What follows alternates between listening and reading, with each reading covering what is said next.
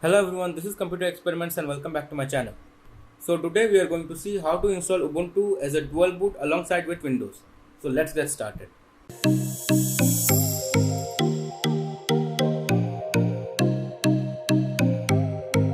So for this we require three things. First is a USB flash drive with minimum 8 GB space. And second thing we require is the Ubuntu ISO file. For this we go to our web browser and then type in Ubuntu ISO.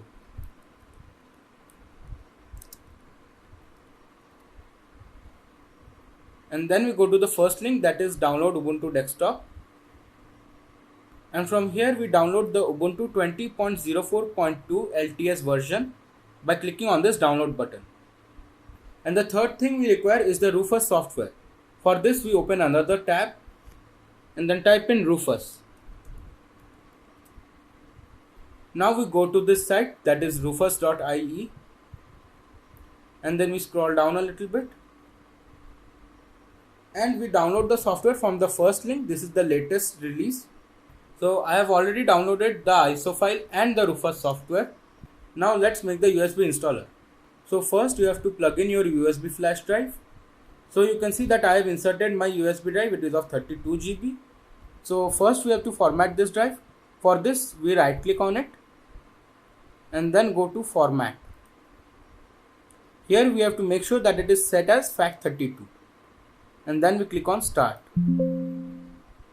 Here it is giving the warning that all data will be erased, so make sure that you have a backup of all the data that you have on that USB device.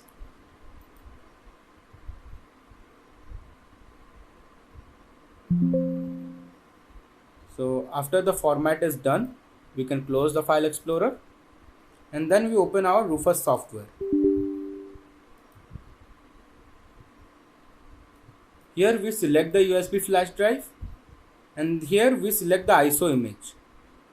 We browse to the ISO image that we just downloaded and then we click on open. And after that is done, we click on start. So here it is showing that some files will be downloaded which are required to flash the ISO file to the USB. So here we click on yes. And here we select the write in ISO image mode and then we click on OK. So it is again showing the warning that all data on USB drive will be erased. So you have to keep a backup of all the data that you have and then we click on OK. Now this will take some time, so you have to wait for it to finish.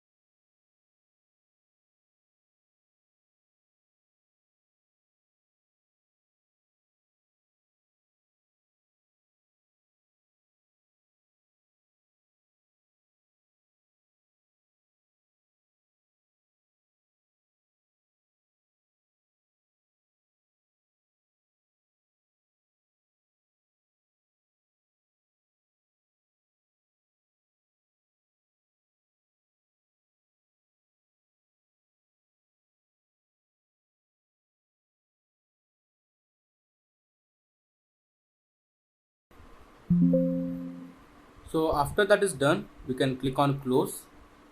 Now we have to create an unallocated partition for our operating system. For this we have to open disk management. So, and disk management can be opened in three ways mainly. The first one is to open your file explorer, and then on this PC you right click and then you click on manage, and then you go to disk management. So you can open the disk management window like this, or you can also open it by going to search and then type in disk management.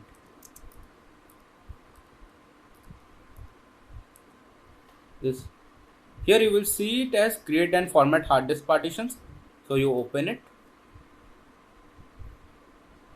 Now you have the disk management window, or you can open disk management by right clicking on this start icon and then going to disk management.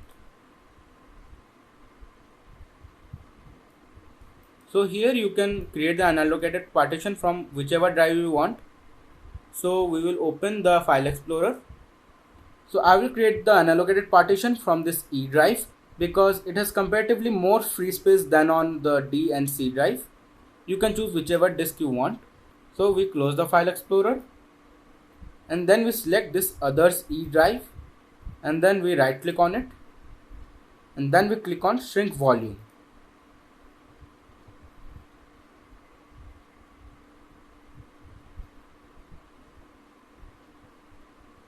So here you have to give the amount of space for the unallocated partition. So I will give it 100 GB, you can give it whatever amount you want.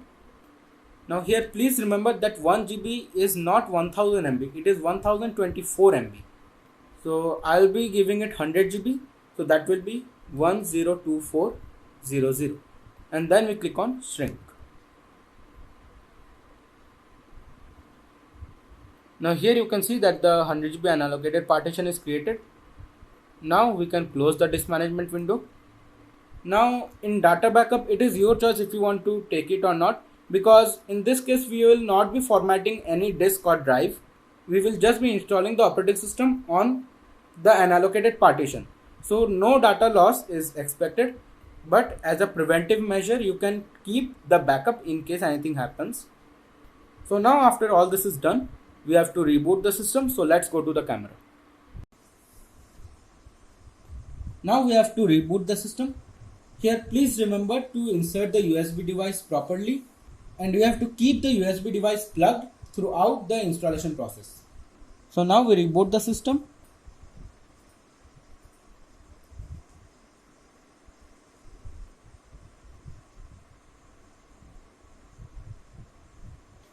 Now when it is starting, you have to keep on spamming the boot menu key.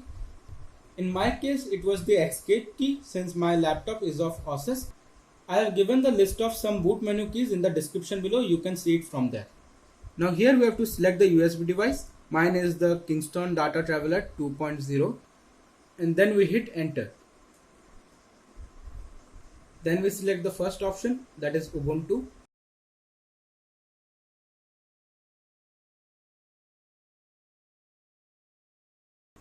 So it is now checking the file systems and disk. So it will not take that much time, hardly 1 or 2 minutes. So you have to wait for that.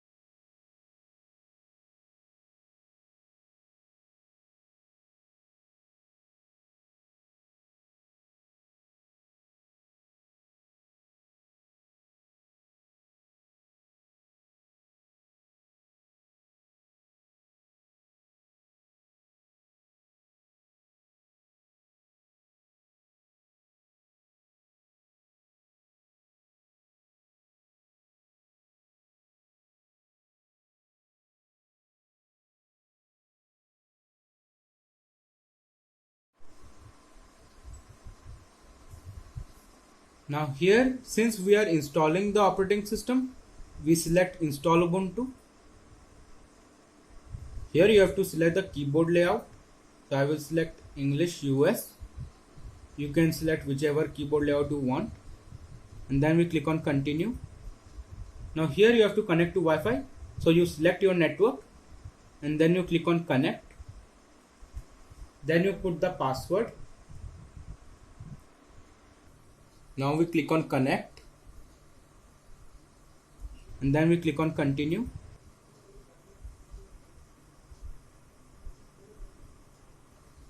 And now in updates and other software, you select normal installation and download updates while installing Ubuntu. And then we click on continue.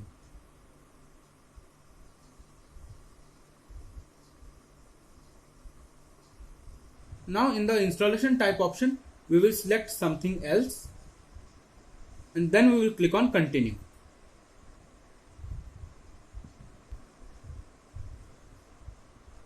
Now here you can see the unallocated partition that we created as free space. We will be creating two partitions for this, that is one of swap area and the other of root partition. So we will select this free space and then we click on this plus sign icon. Here we select logical and then beginning of this space.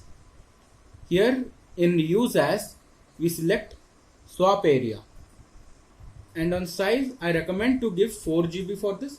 So 4 GB in MB is 4096 and then we click on OK.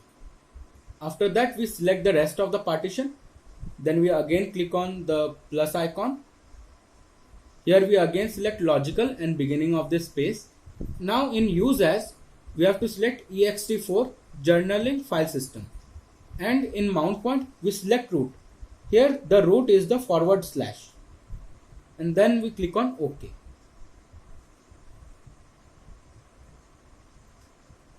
Here I want to make a note that in many cases you must have seen that there is 3 partitions, that is one for swap partition and a ext4 root and a ext4 home partition. But we have not created a home partition here. The reason is because if you install applications like Android Studio or you want to run Windows applications via Wine, in such type of cases the applications are installed to the home partition. So the space in the home partition will get used up and you will not be able to store any files, because we will not be able to store files in the root system. So we have no choice but to store the files on the home partition, but there is no space available. So that's why we create only one root partition. Here there is a directory that is home. So there, if the software gets installed, ultimately it will be using from the root, and if you save any file, it will be there in the system only. That's why I recommend creating only 2 partitions for this. So after that is done, we click on install now. Here it is giving the warning that the partition that we just created will be formatted. Here we click on continue.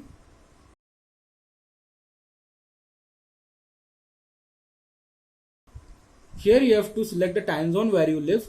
So I live in India, so I will select India and it will automatically get the time zone there. Now if someone is living in the US, then they can select from here.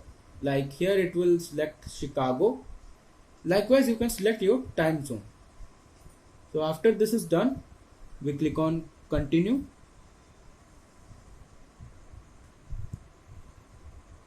Here you have to create the computer account. First you have to put your name. So I will enter the name.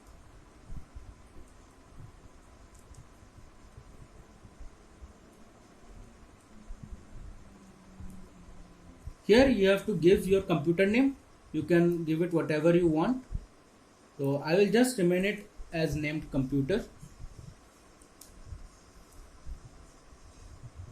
Here you have to pick a username. I'll just keep it as it is. You can give whatever you want. Here you have to give the password that you want to set in the Ubuntu. So I will give the password.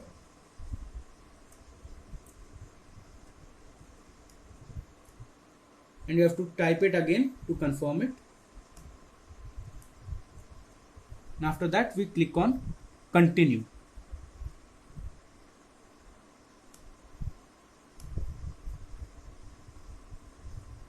So now the installation process has started. It will take some time, so you have to wait for it to finish.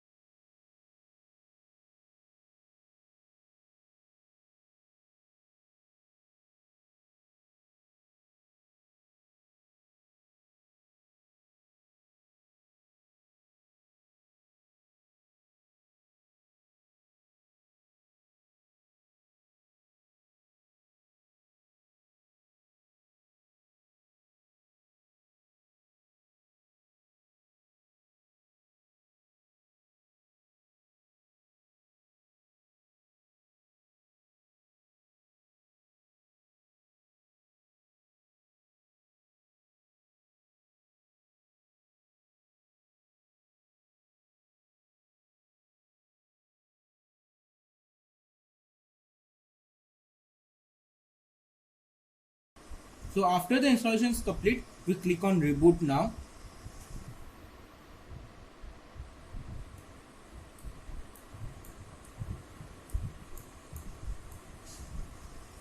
Now here you have to remove the installation media and click on enter. So I will remove the USB drive and then I will hit enter. Now again during the start you have to use the boot menu key, then you have to select Ubuntu and then we click on enter. And we select the first option, Ubuntu.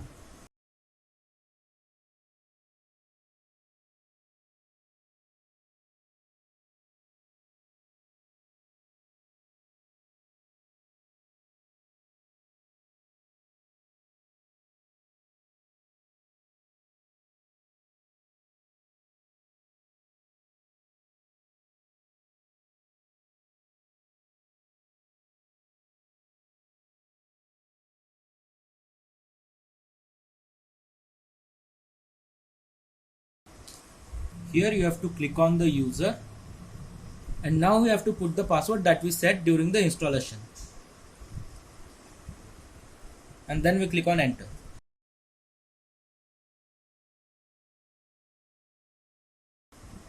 So this is the setup page. Here it is asking that if you want to link any online accounts. For now I will skip this step. This is the LiveSpatch, that is a type of security VPN. I will just skip it for now. Here I will select don't send any system information. Here if you want to turn on the location services, I will turn it on. Now here are some apps that you can install in Ubuntu later on. So we click on done. So here you have Ubuntu installed as dual boot alongside Windows. Now here we have to change one thing, that is during the installation the primary boot is set to Ubuntu.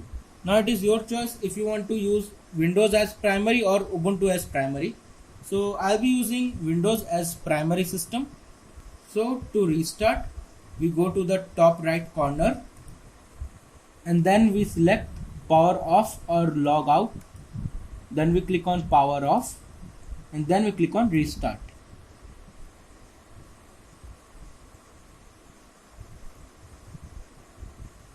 So here again you have to keep spamming the boot menu key and now we select enter setup. In many cases it might also be written as enter BIOS or BIOS setup and then we hit enter. Now here we go to boot. Now here you can see that the first option is set as Ubuntu and the second is set as Windows. So here the only difference is that if Ubuntu is set as first, when you power on your system it will automatically boot into Ubuntu and not into Windows.